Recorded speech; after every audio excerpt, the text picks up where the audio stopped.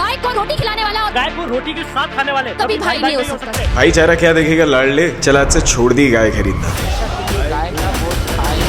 ये जगह जगह मुसलमानों को बॉयकॉट करने की मुहिमें चलाते रह गए, या मुसलमानों ने भाईचारा निभाने के चक्कर में एक जानवर खरीदने से ऐसा मना कर दिया कि आधे देश के पशु विक्रेता सड़क पर ही आ गए।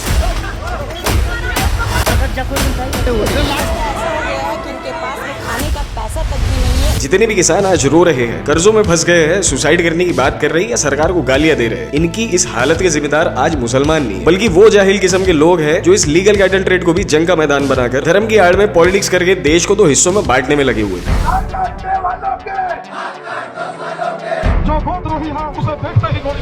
अब जरा सोचो, अगर इतने से बंद में ये हाल है तो मान लो कल को अगर नेशन वाइड पूरे इंडिया के मुस्लिम सच में गाय बैल खरीदने को टोटली बंद कर देते हैं या खुद सरकार गाय को नेशनल एनिमल डिक्लेयर कर दे तो अब देखो गौरक्षा वाली इंस्टाग्राम रील से देश की कैटल इकोनॉमी नहीं चलती, वो कैसे चलती है शॉर्ट में समझो। इंडिया की कैटल इकोनॉमी लाखों फार्मर्स, ट्रांसपोर्टर्स, मंडी वर्कर्स, लेदर वर्कर्स, एक्सपोर्टर्स और ट्रेडर्स पर टिकी हुई है। पुराने बैल, दूध देना बंद कर चुकी गाय, बूढ़े जानवर, इनको लाइफ टाइम घर में पालना इंस्टाग्राम रील के कमेंट सेक्शन में कमेंट करने जितना ईजी नहीं होता किसानों के लिए। जिस दिन रीसेल मार्केट वीक पड़ा उस दिन किसानों पर ही इसके मेंटेनेंस का पहाड़ टूटेगा। और जो नजारे लास्ट ईयर महाराष्ट्र से आए थे, आज बंगाल से आ रहे हैं, वो कल पूरे देश से आएंगे। पहले तो इस बिजनेस से डायरेक्टली और इनडायरेक्टली जितना भी कंट्रीब्यूशन हो रहा था देश की इकोनॉमी में वो बंद हो जाएगा। फूड, फार्मा, लेदर और मीट एक्सपोर्ट सेक्टर्स को भी झटका लगेगा। अप्रोक्सीमेटली एनुअली 1 से 1.5 लाख करोड़ रुपए माइनस में घुस जाएंगे और इसकी वसूली भी सरकार हमसे ही करेगी। प्लस दूसरी तरफ स्टेट गवर्नमेंट्स पर प्रेशर बढ़ेगा, करोड़ों रुपए गौशालाओं को चलाने के लिए एक्स्ट्रा खर्च करना पड़ेगा। और आज ही इतनी फंडिंग्स मिलने के बाद भी देश की कुछ गौशालाओं का हाल कैसा है वो आप देख ही सकते हैं। ये वीडियो एक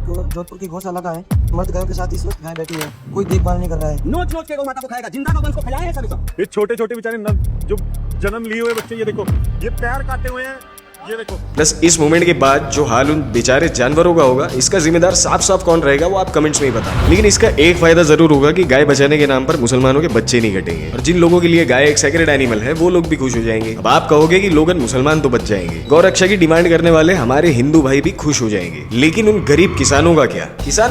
किसानों को सरकार संभालेगी क्योंकि सरकार ही तो गौ हत्या रोकना चाहती है। मैंने तो बस एक इंस्टेंस और उसके कॉन्सिक्वेंसेस बड़े शॉर्ट में बताए, बाकी सरकार हमारी है काबिल, कुछ ना कुछ जुगाड़ निकाल ही लेगी।